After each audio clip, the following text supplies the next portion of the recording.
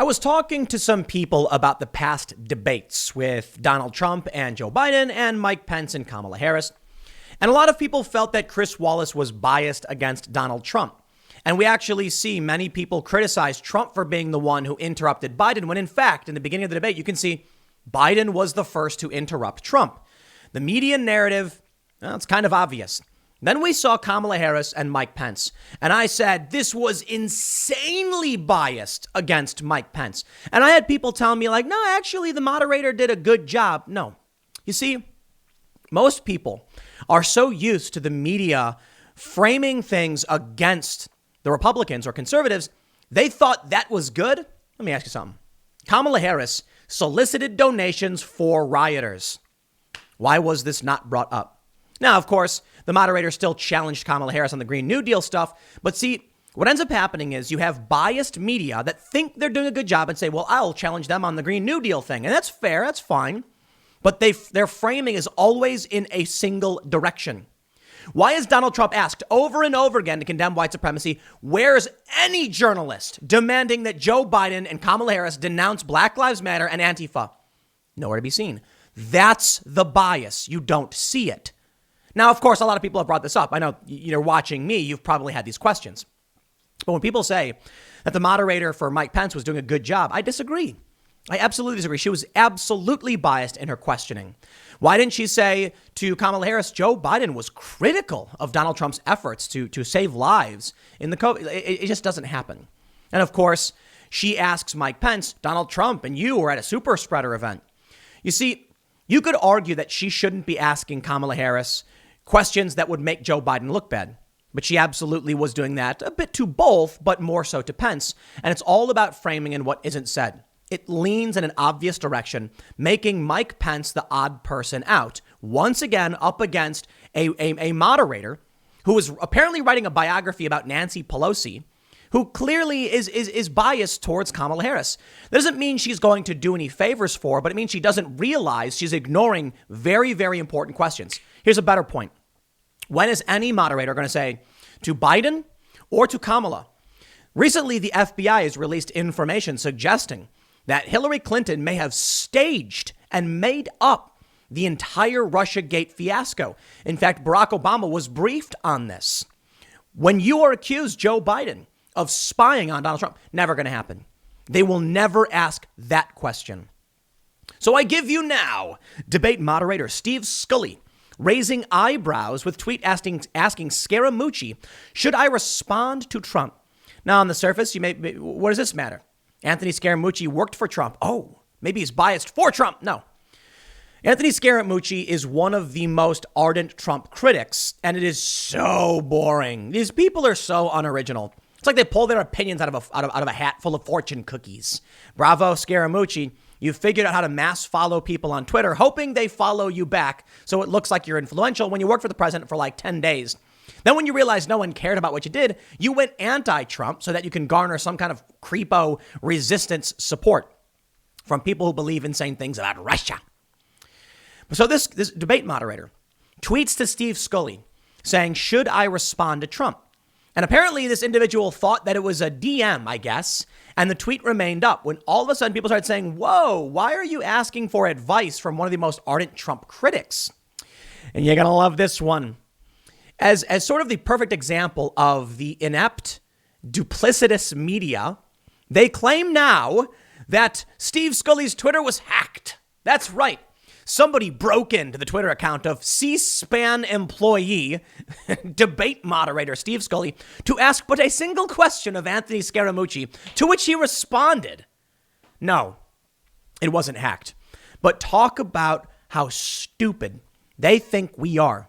You know, the scary thing is, it's like George Carlin said, think about how stupid the average person is. Now realize half of them are stupider than that. That's kind of scary because half of them are going to be voting because they think this is real. Oh, man. Take a look at this story. So Scully's role as a former intern for Joe Biden sparked backlash. Steve Scully not only was asking for advice from an anti-Trump personality, but he actually interned for Joe Biden. Are you kidding me? How can this guy moderate a debate? Hey, Joe, good to see you again. Thanks for the help you gave me back in the day. Welcome to how the media works. Now, I've got some other funny stories trashing the media. The New York Times claimed Donald Trump's using a green screen to do his White House lawn presentations because they're unhinged crackpots listen, man. I love how CNN tries to claim Donald Trump is the conspiracy theory president. Bro, you're the conspiracy theory broadcast network. And you know what? I'm likely to be wrong on many things for not believing these conspiracies. When they say like Ukraine gate, Russia gate, I'm like, I don't know about all that. They actually try and smear me as a conspiracy theorist. If you don't believe what the crackpots think, they'll call you nuts. So the initial story was basically this, right? Molly Hemingway says, interesting tweet from debate moderator Steve Scully to Anthony Scaramucci. Scully was set to moderate a town hall debate on October 15th, now crumbling after President Trump withdrew from the now virtual event. Sparked confusion and fury among critics, with many concluding that the moderator meant to send such a message to Trump's foe privately. Odd thing for the next debate moderator to tweet, says Alex Thompson. Rebecca Heinrich says, we need a different moderator at the very least. This is disqualifying. 100%. Joe Concha tweeted, what? Why is the next presidential debate moderator publicly asking one of Trump's staunchest critics in Anthony Scaramucci if he should respond to the president? In a related story, Scully once interned for Senator Joe Biden. Optics here are horrible and underscore mistrust in media. Anthony Scaramucci said, ignore. He's having a hard enough time. Some more bad stuff about to go down. Interesting. Joe Concha then says, Commission on Presidential Debates co-chair Frank Fahrenkopf tells me that he was told debate moderator Steve Scully's Twitter account was hacked, but adds he has no direct knowledge. I want to just clap for the absolute stupidity of this. Are we really heading towards a smart people versus stupid people election? I know a lot of people seem to think that's the case, but I'll tell you this. I'm not a partisan in any traditional sense. I'm not a registered Republican. I never will be. I will never wear a MAGA hat or wave a Trump flag. I'm voting for him basically because these Middle Eastern peace deals, withdrawing the troops and dealing with the riots, which I think are going to get worse, banning critical race theory. I'm willing to accept these wins, even though I've never been a big fan of the president based on his character and the things he says. And I've called him an arrogant S-head, and I've called Joe Biden a senile crackpot crony. And, you know, I try to be a fairly equal opportunity critic when it comes to either of them. I just look at Trump and I see a guy. Trump's telling you what he actually thinks, and it's bad for him. I mean it. Look, who did he call Rosie O'Donnell a fat pig or something on a debate? He's going to tell you, okay, you know, I don't like it, but I'll accept that he's at least telling you what he really thinks. Joe Biden will tell you he's for banning fracking. Then he'll go on stage and be like, I'm not going to ban fracking. And I'm like, dude, I don't even know what his agenda is. Like a friend was asking me, is Donald Trump going to help the rich? And I was like, I mean, technically, the tax cuts helped everybody. It helped you. Oh, well, what's Joe Biden's plan for America? And I laughed. I'm like, I don't know. Because he said he wants to decriminalize border crossings, moratorium on deportation, but that he's going to be tough on border security. He's going to be tough on China, but then insulted Trump for being tough on China. He said he's going to ban fracking. Then he said he doesn't want to ban fracking. He said the Green New Deal is a great framework and adopted many of its principles, negotiated with Bernie Sanders and the squad, and then came out and said, I'm not going to ban fracking. And Kamala Harris said he's not going to ban fracking. And nothing makes sense. Joe Biden has no platform that I can discern other than I'm Joe Biden. That's it. I'm alive. I kid you not. The Atlantic wrote that story, remember? Stay alive, Joe Biden. All we need is your corporeal form. You want to vote for Joe Biden, you're letting the establishment back in the door. At least I know what Trump is doing. I tell you what, if Trump says something, I know what he's all about. He kind of wears his thoughts on his sleeve. Joe Biden, on the other hand, just says whatever he thinks he needs to say at the moment. It's trash. Anyway, about that hacking scandal.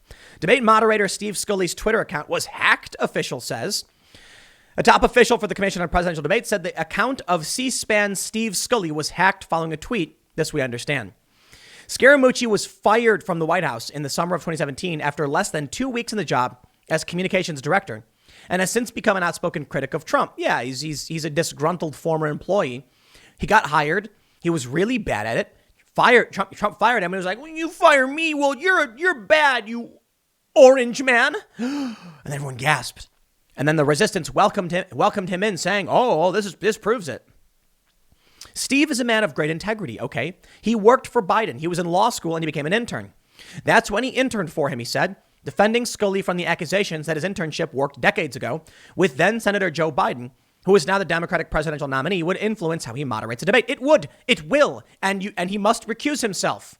Is that the right word for a debate moderator? Sure, I guess. He should be removed. Hands down. If someone did me a favor 2 decades ago, I can't be impartial. Joe, you really helped launch my career, and now I'm here on the debate stage for one of the presidential debates. You're a great man, Joe. Thank you so much for everything you've done for me. Come on. I guess you could theoretically argue maybe as a negative view of Biden. It was a terrible internship, and Joe was awful. Once again, biased. Get this guy out of there. Who was stupid enough to pick this dude? The game is rigged, ladies and gentlemen. Is it not obvious to you yet? His account was hacked. That's right. A dark, mysterious, hoodie-wearing, Guy Fawkes mask-wearing hacker broke into Steve Scully's account to ask Anthony Scaramucci for advice. And then he didn't tweet anything else. That was it. How stupid do they think we are? Apparently very stupid. Now, okay, I guess I can entertain the possibility someone actually hacked the dude's account, but how stupid is all of this? Please do me the favor. I normally only ask for the assistance and sharing during my main channel segments, but considering we are in the final stretch of the election, please don't let these people have power. I don't know, man. I don't want to say like people, I think people should go out and vote for Trump. I've told you why I'm going to vote for Trump. I just don't want these people to keep control of the establishment. Or I don't want the establishment to keep control of the cultural institutions and our government. And I am worried what's going to happen when you put a bunch of morons. I mean, I'll put it this way. The establishment was once a powerful entity. They controlled banking institutions, the FDA. You had the cronies at Halliburton. They were powerful. I'm not saying conspiratorial. I'm saying you had people who worked at these banks. They get appointed to like the Fed by their cronies. Then they would change interest rates. They would do these crooked deals. They help bail out their buddies. A very powerful entity in control of the whole game. I don't know what happened, but these people spiraled out of control.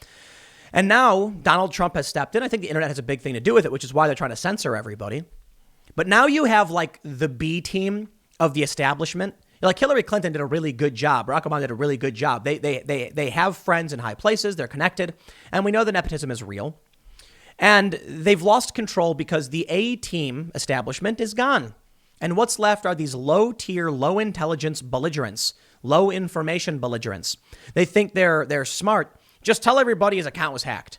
Dude, no one's going to believe that. You're just making excuses.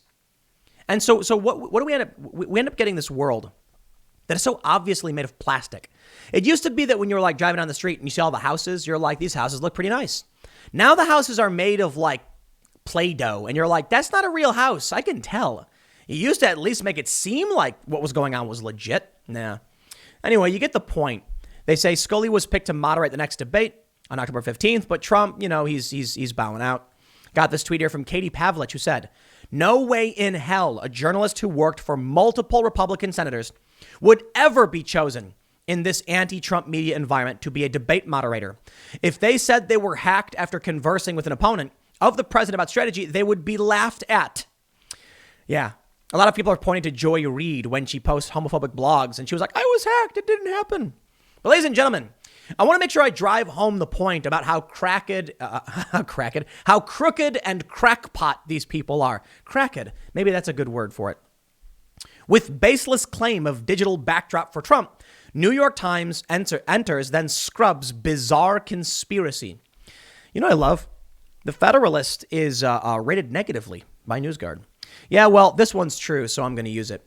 The New York Times posted this crackpot theory, and a lot of people were tweeting about it. According to Internet Archives, the New York Times published, then quietly deleted a baseless conspiracy theory that a video of President Trump after a hospital stay was a digital backdrop. Why? Because they wanted people to think that Trump is deathly sick. And so they claimed that Trump standing on the White House lawn was not real. You know, I love it. It's kind of hard to see in the wide shot, but it actually looks like what's behind me is a green screen. If you're looking on the screen, and I'll tell you why. It's really simple. I have natural daylight in front of me, and then I have kind of warm room lights behind me, creating this kind of illusion. So it looks like there's, but everything behind me, it's actually there. But I remember first watching this when I did the lighting. I'm like, I actually like that. It looks like a green screen, huh?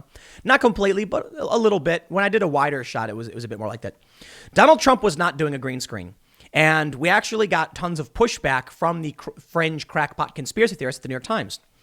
Titled, Trump lashes out at his aides with calls to indict political rivals. Subtitled, the pressure on his top administration officials to take action came as President Trump bristled at the restraints of his illness. They're trying to make it seem, oh, look at this. It was authored by Peter Baker and Maggie Haberman. Maggie Haberman is a crackpot conspiracy lady, man.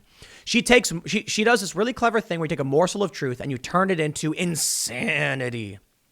And that's what we've got. To my favorite people in the world, says Trump. Here's what they write in the New York Times. In the video, Mr. Trump was shown on the south lawn of the White House, hundreds of feet away from the mansion. But it appeared to be a digital backdrop as leaves blowing in the wind behind him could be seen repeating on a loop. Judd Deere, a White House spokesman, insisted that he was definitely outside. Mr. Trump has not appeared before news cameras since his return from Walter Reed on Monday morning. The Wayback Machine timestamps record this section as being eliminated between 2:50 a.m. and 4:56 a.m. on October 9th. The New York Times published this bizarre and embarrassing conspiratorial claim, says Ben Domenech. The digital loop conspiracy made its way into the New York Times article despite being flatly rejected as false by Trump's spokesman. So did numerous other anti-Trump allegations depicting the president as mentally and physically sick, and constantly debating his statements such as this line. Mr. Trump's doctors have said he has not experienced fever in days, but the dexamethasone steroid he is taking is known to hide a fever. Oh, interesting. They say that, this removed it, but check it out. Chris Hayes himself tweeted, I think it's pretty clearly a green screen. The sharpness of the outline and the lighting. Also, it's a very long way to bring a sick president to shoot something when you have the Rose Garden. His video from yesterday showed edit cuts. Oh, they're just making this up. These people are insane. But you know what? I'm not surprised. The people who believe that Donald Trump was a secret agent working for Russia believe that Donald Trump standing on the lawn is a digital loop. Why? Couldn't the president just walk outside? Because they want everyone to believe that Trump is on his deathbed. Tim Carney tweeted, I watched the video. I didn't see the leaves repeating their motion. I agree. I watched the video too. I have no idea what these crackpots are talking about. Alexis Goldstein tweeted, in the video, Mr. Trump was shown in the south lawn with a black drop. The leaves are on loop. Siraj Hajmi says, you're lucky I'm still awake, Tim. It's not a video loop or green screen. It's from lossy video compression. Basically, each individual frame got a bit distorted, and so the frames sort of bleed together. The video in this tweet below explains it well. And I was excited to see they referenced Captain Disillusion, who makes really, really good YouTube videos. Captain Disillusion has done numerous breakdowns of why the stupid internet video conspiracy theories are stupid. Basically, you may have seen all these conspiracy theories from back in the day when people thought like reptiles were like Hillary Clinton was a lizard person or something. And you would see like a video of her talking, and then all of a sudden there would be like a weird glitch and her eye would like jump. And they'd be like, that was it. She's a lizard person. Rah! When it was in reality, it's an artifacting issue. It's when there's a loss in data from compression and it's just a glitch, and internet video is not good. But I guess older people who didn't understand the difference between like TV and internet video, assuming it was all the same, didn't understand why they were seeing something that they didn't normally see on TV. There's no excuse for what these people are saying, mind you. These people have lost the plot. But Captain Disillusion tweeted, it's not green screen. Sorry. By claiming that it's green screen, you're giving too much credit to the producers. It means they lit him with very realistic direct sunlight in a large studio, added wind effects on the hair, had him speak in a tone appropriate for exterior, and added subtle street sound design. Yes, these people are nuts. Did they not think about any of this? Apparently not. Captain Disillusion then links. He says the background details jumping every so often is not a video loop. It's an effect of lossy video compression. I talked about that in this video. Reptilian Bieber mosh. And then Captain Disillusion gave us the best tweet, the cherry on top, icing on the cake. Bravo, good sir. If only it had been a green screen, though, man, then we would have had him. It would have been game over. Am I right? I would like to give a standing ovation to Captain Disillusion for this mockery of the resistance left, that would have been it. Game over for Donald Trump. Oh, we used a green screen, the biggest scandal in presidential history. I tell you, man, these people are absolutely insane. What happened to normalcy? You can do me a favor, and you can do yourself a favor by sharing this content. I'm sorry, man. I know a lot of people might, be like, Tim's asking to share. It's because I hope people see this stuff. Captain Disillusion is not a partisan. He makes video editing like he makes videos about video editing. He debunks things. He makes videos where he's like, here's how this video was made. It's not a real video. So when you see prank videos or like videos where someone throws, his was one really great video where he's like, how does, what are those guys? Who are those guys that are always throwing balls into like holes far away? I can't remember the name. They have a big YouTube channel, whatever. He's always, he does a video where it's like, are people faking it when they bounce a ping pong ball in a crazy way and it lands in a cup far away? And he actually said, no, you can look through this and see the real trick is just trying as many times as possible until you finally get it. And takes a long time, but you finally get it. So he does these great videos breaking these things down, not a partisan, but adding that joke at the end. That's perfection. I'm going to shout it out to one last hilarious story. Deadline note to readers, a mistake made on the vice president and coronavirus. A draft post of a story about Vice President Mike Pence testing positive coronavirus that was never meant to publish was accidentally posted on Deadline. It was pulled out immediately. It never should have been posted, and Deadline will take steps to see this kind of thing never happens again. Apologies to the vice president and our readers. We regret the error. Wait. Error? You pre-wrote a story. You see what they're doing? They're writing stories before they happen and then waiting for when they could publish them. The news is fake. It's fake. The moderators, fake. The stories, fake. The conspiracy theories, fake. Life is much more boring than this. The president is not dying. Mike Pence does not have coronavirus. And no, it wasn't a green screen. The moderator is biased. We know it. No, he wasn't hacked. Shut your mouths. But you know what? I'm kind of enjoying my time here in Fractured Reality 2020. And what can I say? At least life's not boring. I'll leave it there. Next segment's coming up at 4 p.m. over at youtube.com/Timcast. It is my main channel, which is different from this one. Check it out. And I will see you all then.